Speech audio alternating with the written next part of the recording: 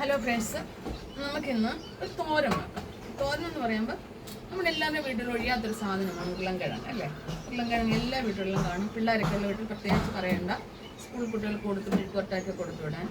പിന്നെ സവാള ഉള്ളിയും കാണുമല്ലോ. നമുക്ക് അതുകൊണ്ടൊരു മസാല തോരൻ പോലെ ഒരു തോരൻ വെക്കാം. പിന്നെ സ്റ്റവ് കത്തിക്കാൻ പോകും.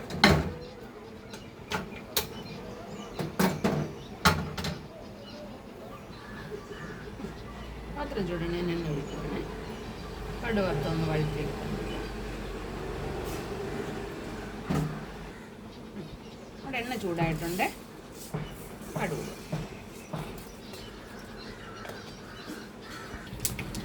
പൊട്ടി ഞാൻ മുളക് ഇടുവാണ്.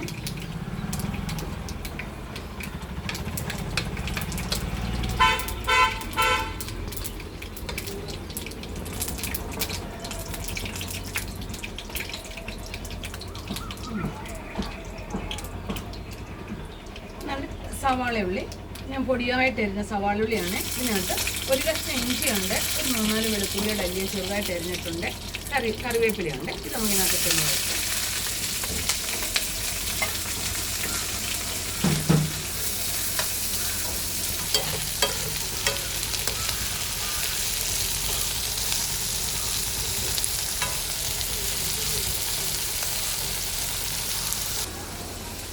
എന്നോടൊപ്പം തന്നെ ഈ കിഴങ്ങുണ്ടല്ലോ, നല്ലൊരു കിഴങ്ങ് എടുത്തിട്ടുണ്ട്. കാരണം ഞങ്ങൾക്ക് ഉച്ചയ്ക്ക് കൂടെ ആവുമല്ലോ എന്നിട്ടുണ്ട്. അത് ഇതിനകത്തോട്ടിട്ട് വഴറ്റുവാണ്. ഇപ്പം മഞ്ഞൾപ്പൊടി, ആവശ്യമായ ഉപ്പ്. നമ്മുടെ കിഴങ്ങുള്ളിയെല്ലാം ഒന്ന് വഴണ്ടിട്ടുണ്ട്. അതിനാവശ്യമായ മുളക് പൊടി, മല്ലിപ്പൊടി ചേർക്കാം. സാധനത്തിൻ്റെ അനുസരിച്ചുള്ള മല്ലിപ്പൊടി മുളക് പൊടിയാണ് ചേർക്കാൻ. അളവൊന്നും പറയുന്നില്ല. മുളക് പൊടി മല്ലിപ്പൊടി ചേർത്തു ഒന്ന് വഴണ്ടോട്ടെ.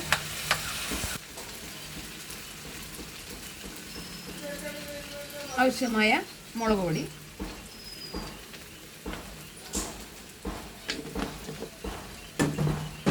പിന്നെ ഗരം മസാലപ്പൊടി,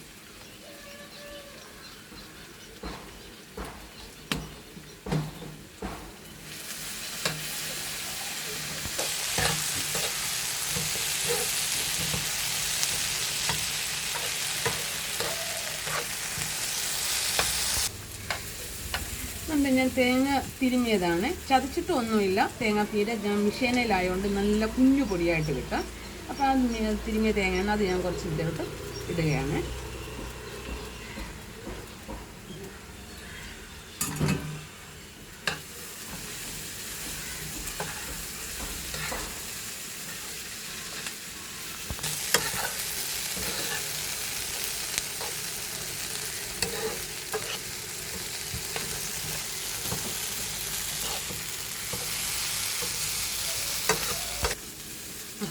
നമുക്ക് തേങ്ങാപ്പീരയിലൊന്ന് വഴണ്ടിട്ടുണ്ട്. നമുക്ക് ആവശ്യമായ വെള്ളം ഒഴിച്ച് വേവിക്കും. ഒത്തിരി വേകരുത്, ഒരു കടി വേണം, കുഴഞ്ഞു പോകരുത്. തേങ്ങ തോരനാകത്തില്ലല്ലോ. നമുക്കിതൊന്ന് അടച്ച് വെച്ച് വയ്ക്കും. ഞാൻ വെള്ളം ഒഴിച്ചിട്ടുണ്ട്.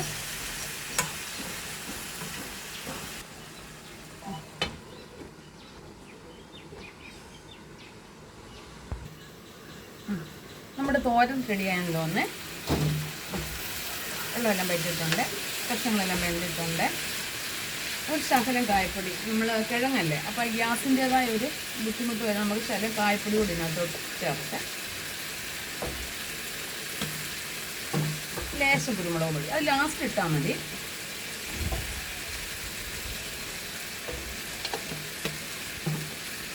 ചോറിന് പറ്റിയ നല്ലൊരു തോരനാണിത്. ഇതിൻ്റെ കൂടെ മീൻ വറുത്തതോ അല്ലെങ്കിൽ പിന്നെ മുളകോ പപ്പടമോ ഒക്കെ ആണെങ്കിലും നമുക്കത് സുഖമായിട്ട് കഴിക്കാം. നല്ലൊരു തോരനാണ്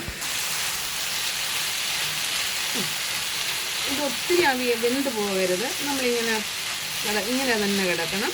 എല്ലാം വെന്തിട്ടുണ്ട്. ഈ വീഡിയോ നിങ്ങൾക്ക് ഇഷ്ടപ്പെട്ടേ നിങ്ങൾ ഫോളോ ചെയ്യാനും ഷെയർ ചെയ്യാനും ലൈക്ക് അടിക്കാനും മറക്കരുത്. ഉപേക്ഷ വിചാരിക്കരുത്. ഫോളോ ചെയ്യാൻ ഒട്ടും ഉപേക്ഷ വിചാരിക്കരുത്. നല്ല നല്ല വീഡിയോകളുമായിട്ട് ദൈവം അനുഗ്രഹിച്ചാൽ വീണ്ടും നമുക്ക് കാണാം.